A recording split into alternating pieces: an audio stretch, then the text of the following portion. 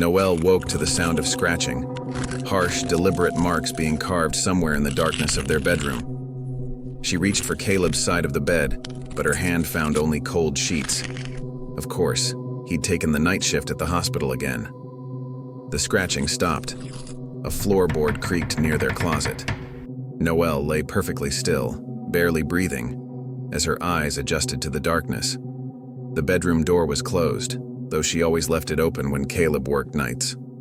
Her phone lay on the nightstand, its screen dark and lifeless. Dead.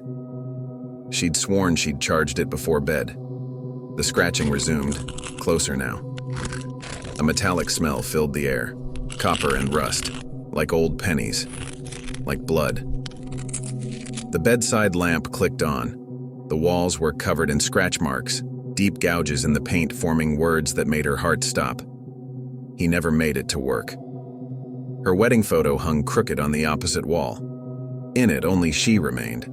Caleb's image had been scratched out, his face obliterated by violent strokes. The doorknob turned slowly. Noelle wanted to scream, to run, but her body wouldn't move. Through the widening gap, she saw a familiar pair of shoes in the hallway. Caleb's work shoes covered in dark stains. Her phone suddenly lit up with notifications. 17 missed calls from the hospital. 1 text message from Caleb's supervisor. Where is he? Never showed up for shift. The door swung open fully. There stood Caleb, but not Caleb. His scrubs were soaked through with something dark. His hands dragged along the wall, fingernails torn and bloody from carving his messages. His head hung at an impossible angle. He'd taken a different route to work tonight, a shortcut through the bad part of town. He hadn't seen the mugger, hadn't felt the knife, hadn't realized he was dead until he found himself walking home instead of to the hospital, drawn back to their bedroom by something hungry and hateful. Noelle's scream died in her throat as Caleb's head snapped up. His eyes were black holes, his smile too wide, too sharp. He raised one mangled hand, beckoning.